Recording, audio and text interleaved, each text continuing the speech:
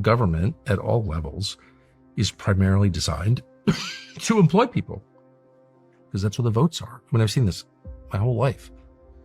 And that's why we don't get reform, is because these agencies and services are existing not for the benefit of the people who pay for them, but for the benefit of the people who are employed by them.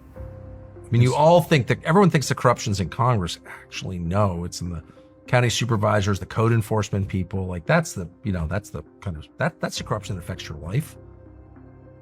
I lived in a corrupt city most of my life, Washington, D.C., and we just ended up participating in it. And like, if we ever needed something from the government, we just bribe somebody. And DC was great because there were no pretenses at all. No one would ever lecture you about good government. They were just like, oh, okay. And you just get whatever you want. You know, you just like live a normal life there if you paid for it. It wasn't even that expensive. You just had to like pay the bribe. But places like this are not like the corruption is way more subtle and hard to uproot, I think. Tucker Carlson delivers one of the most ruthless breakdowns of American governance in years, painting a picture so raw and unfiltered that the political class will do anything to bury it. He argues that the government Americans think exists, a system built to serve citizens, is a myth. What actually exists, he says, is a bloated machine designed to employ its own people, protect its own networks, and feed its own corruption. Well, it's always developers. And can I just say a word about that? Is there anyone who makes your life worse than a developer for a smaller benefit to a tinier group of people? Like, who actually benefits from more dollar stores? The people who built the dollar stores, that's who benefits. And I don't know why they get to like wreck our landscape and destroy our country, make everything ugly, desecrate God's creation, and no one says anything about it. And on the Republican Party, which is almost to the point where it's just useless, and I'm going to have to oppose it because I hate them too much, but because they're such betrayers. But anyway, in the Republican Party, it's like, you a socialist? Are you from Mondani? No, not really a socialist. Just, I don't want any more dollar stores. I don't want high density housing in my neighborhood. Oh, you socialist? You don't believe in the free market because you bribed a fucking county commissioner to build more garbage? You don't even live here? There's a lot at stake. I mean, we shouldn't underestimate just how powerful political parties. You can be against political parties, but they run America. So, okay, there's that. So maybe you shouldn't ignore them. Maybe you should engage. I don't want to because I dislike them too much and I dislike the people, but I'm glad that there are some people fighting for the soul of the party, whatever that means. Well, I know what it means. It means restating out loud why we're here. And we're here to make the country better for the people who live in it. Not for a foreign country, whatever that country is, and not for your donors, but for most people or everybody. Kind of try at least a little bit. And that is the argument right now. Does the Republican Party exist to help its voters, every voter actually, every citizen, or does it exist for some other boutique corrupt reason, like serving a foreign government, serving your donors? And I just do think that's the argument. I think that's the argument that Trump started when he ran in 2015. It was not about make America great again, which everyone is for. Who wouldn't be for that? It's about America first, which is the idea behind MAGA. America first. Just put your country first. If you're its leader, you don't have to put America first. You're just a citizen. But if you're running the country, you have a moral obligation to put its citizens before all others. It's not a controversial idea. It's the only idea. But there are an awful lot of Republican leaders. Every Republican voter pretty much agrees with that. But Republican leaders are, and not just elected leaders, but though certainly them, but like the whole constellation of nonprofits and publications, and we're conservative, and like, okay, you can call yourself whatever you want, but what does that mean? And now we're getting to the definitional part of the argument. What are you talking about? Make America great again. How? What are your priorities? Shut up! And they're screaming because they've been exposed as liars. And everybody knows they're liars. And by the way, that's the Fuentes. That's the actual Fuentes message. I'm not an expert on Fuentes. Okay, I interviewed him. But from what I could tell, he is angry because he feels that the conservative establishment, Ben Shapiro all the way up to some idiot Republican senator, all of them are telling the same lie. We're on your side, but they're not. There's nothing more legitimate than that. That is true. I would know. I've been involved for 40 years. I know every single person. That's true. They're corrupt. They don't care that much or enough or at all about you. And they have an obligation to. So that's the debate underway. And everyone on the other side would love to make it about, why do you hate the Jews? Well, I don't hate the Jews. It's not about the Jews, whatever that is. It's about the country. And so I'm fervently hoping that the America First people win. I think they will.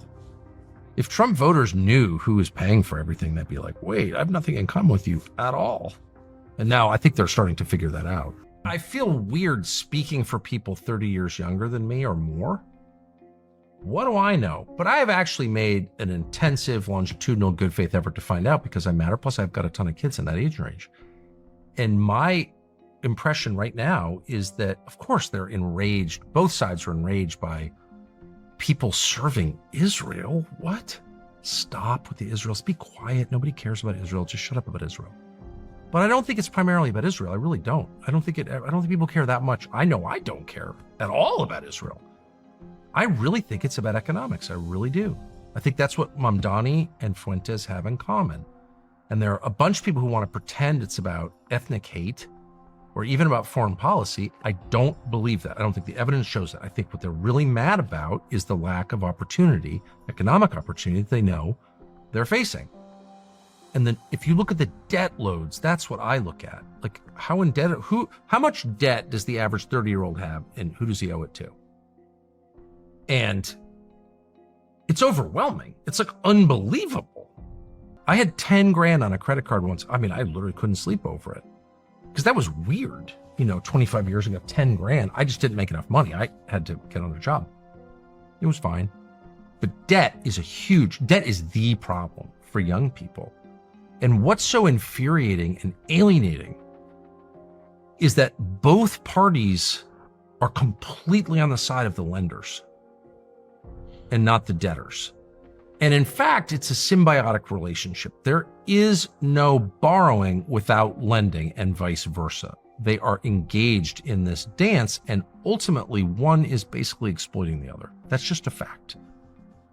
And no one will acknowledge that. So the Democratic Party is like, well, everyone has too much student loan debt. Well, so who's benefiting from student loan? Well, the student loan lenders are benefiting, of course, but so are the colleges. They're being subsidized for like garbage. It's garbage, right? They're getting rich from these student loans. The colleges are, and their administrators, and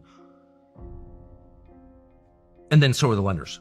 But the Democrats are like, well, so because of this, we're going to get rid of student loan debt, but taxpayers are going to pay for it. Really? So you spend your life trying to pay your kids' college tuition. It gets super expensive because the lenders and the colleges are getting rich, and then you have to pay for other people's college. Like, what? And the Republicans are just like, shut up, pay your debts. It's your fault. Which is partly true. You accrue a lot of debt. You shouldn't have. They themselves are tools of actual power, left and right. The right is way off into libertarian economics. It's the free market. There isn't a free market in this country, period. Hasn't been in my lifetime, for sure. There definitely isn't. Now it's a monopoly economy, obviously. And then the left is way up in all this other garbage meant to divide the population against itself to keep them from challenging actual power. And I'm not for revolution, but we're going to get a revolution if we don't readjust a little bit soon. So I would say, let's hold lenders at least as accountable as we hold debtors, because that's fair and obvious. And in fact, I think lenders are way more culpable than borrowers. And let's take a good look at the interest rates. No society has ever allowed usury at the scale that we do. Oh, shut up. You can't talk about usury. Why? Because you're benefiting from it? I'm not afraid of you. Like, no. What's the top rate for a payday loan in the United States? I'll tell you, it's 600% annually. 600%. That's illegal. Yes. Then we've lost the most basic defense mechanism that allows any society to continue. You have to be able to say, no, that's too big a threat to us. No, Satanism is not the same as Christianity. You can't have a Satanist, creche in the state capitol or whatever they call it, shrine to Satan. We're not doing that because that's self-destruction. That's suicide disguised as freedom. So anyway, we just lost the ability to recognize the true threats to ourselves and our children and our grandchildren and our nation. And one of the greatest threats, maybe Well, I mean, you could argue it, but definitely one of the greatest threats is debt. And people are getting rich from debt. I know them personally, and so do you. We call it finance. That's the name of it, finance. What does finance mean? It's loaning money to people at interest. There's a place for that. I don't think that it's inherently evil to loan money to people. I've loaned money to 1 million people personally. I never get it back, but whatever. Anyway, the point is, it's not inherently evil, but the details matter. At what rate? Who are you loaning it to? What are the terms? There has to be some boundary, or else it's just pure exploitation of your fellow human beings, your fellow citizens. And rather than rein it in, we celebrate the people who do it. And we wind up with the entire economy is based on what? Finance and real estate. And neither one is a productive industry. One is loaning money at interest and the other is just reselling dirt. Okay, that is not going to last. That's not, and then tech. I complain about tech a lot. I'm worried about the implications of emerging technologies. Obviously I've talked about a lot. But the idea of tech, building something new, creating something, of course, that's what we're supposed to do as people, make something new. So that's like inherently more legitimate.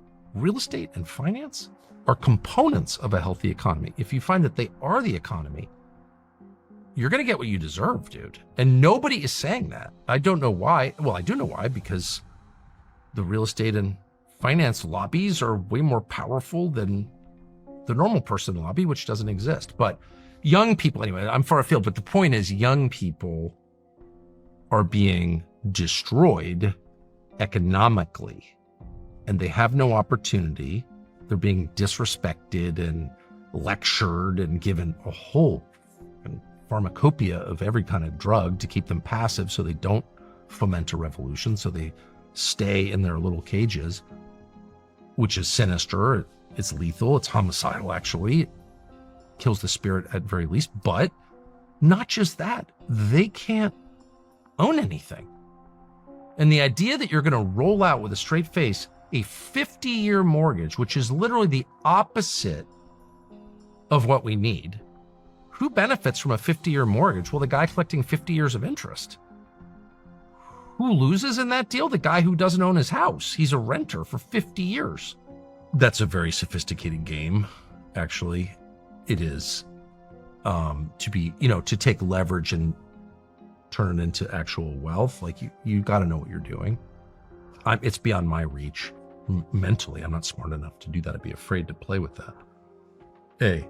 B, I think the value of a home is the ownership of it. Like, that's why it's better than renting, because of the psychological rewards and because it reorients your thinking toward permanence. And like, I own a piece of this. Like, owning a piece of dirt is just psychologically a completely different experience than not owning it. It vests you in the country. You have something to defend. This is mine. It's not much, but I own it. You can't take it away from me, and I will take a stand on its behalf, okay? And I know in my own life, so I didn't own a home, actually own a home. I bought a house at like 23, 24, because it was a different world. Bought a super cheap house on credit with a mortgage. And I've owned houses ever since then. So like a long time, over 35 years. But I didn't actually own a house until I was like in my late 40s. And I signed a new deal with Fox. And I was like, I'm going to pay off the mortgage. And I called my smartest friend, who's like, that's so stupid. You know the tax advantages in mortgage interest? And of course I knew that because I had a mortgage my whole life. And I was like, I don't care. So you're going to lose $50,000 a year just by owning it. And I was like, so that means the system is set up to penalize me for not being in debt? I have to pay for the privilege of not being in debt to a bank? Who's writing these laws? The banks.